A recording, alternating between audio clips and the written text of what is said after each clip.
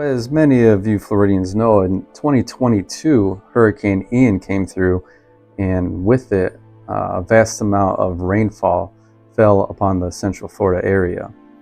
One of the key projects was for the City of Altamont Springs, and this was a project primarily to locate some areas of flooding that had occurred due to these elevated water elevations from the rain that came with Hurricane Ian.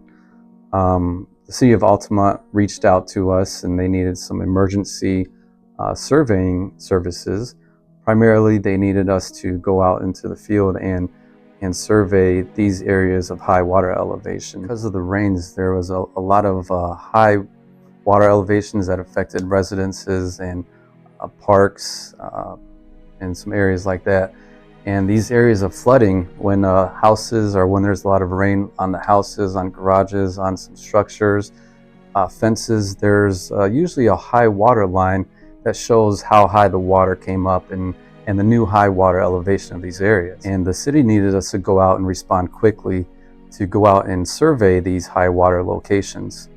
So they tasked us with, as soon as the rains or the waters came down to a acceptable level for us to be able to go recover our on-site benchmarks, our field crews went out and visited all the places that the city instructed of us to record these new high-level elevations and record some of the elevations of the structures surrounding these areas to find out what the cause of the flooding was, if it was tied to a certain drainage system or if there was a whole overhaul that needed to happen. Some of the challenges faced with these projects was, of course, the accessibility. While we did respond very quickly to the city's request, some of the areas was still kind of underwater, making it a little bit harder for us to really zone in on the control that we had already set in the ground. So finding some of the control in certain areas was a little bit challenging, but we offset this by being able to utilize our GPS network of control that was already in the area. And luckily for us, we surveyed the area a little bit prior to the hurricane coming in. The technology and techniques that we used for this, we utilized primarily GPS based on us having a wide range of control in the area. GPS as far as base and rover equipment.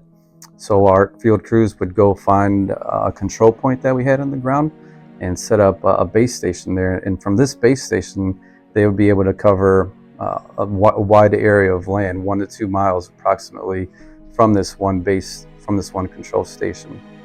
This contributed to the success of the project because we were able to respond rapidly. We didn't have to spend time setting new control in the area. Collaboration and partnerships, it was very crucial. We had to work very closely with the City of Altamont in order for them to notify residents that we're going to be very close to their residences, up to their garages, in some cases even up on the porches of these residences, to be able to mark or survey the high water lines. You know, we wouldn't be able to go out there and get the highest mark of where the water was. So luckily, by working closely with the city, we were able to recover these marks and provide the city with accurate data of the correct water elevation at their highest points.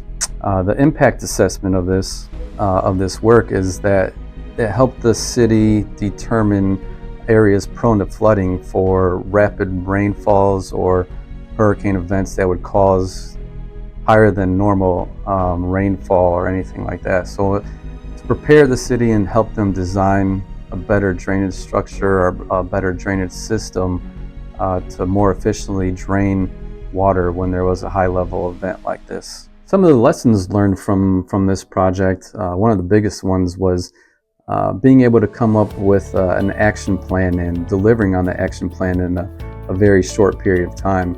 Since the city needed a quick turnaround on this data so they could get to work on their design, some of the things that we did to make sure that we were out in the field rapidly, that we're bringing the data back into the office and processing it quickly, utilizing some of the technology we have, made this success, and it was kind of a stepping stone for projects moving forward.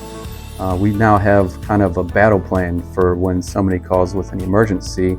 hey, okay, we can use some of this technology we have as far as GPS, as far as the real-time communication with our field crews in order to quickly go out, gather data, bring it back to the office on the fly while the field crew is still out collecting the data, and be able to process that and make some very rapid turnaround times. So when emergencies happen in the future, we're prepared and ready to mobilize at a moment's notice. SSMC has always been proud to be involved in the community, and when it comes to disasters that happen, we pride ourselves on being on the front line of being out there and acquiring the data and providing the services needed in order to get back on track after a disaster happens. In closing, this hurricane project proved to be a very important project, not only for SSMC, but also for the city and for the residents. You know, after a disaster happens, people are hurt, and they're wondering how they can start, you know, putting their lives back together. And for us to be able to be dependable and be able to be called on to help people get back on their feet or get back after a disaster happens is something we're proud of. So we're here, we're ready when disaster happens, and ready to mobilize.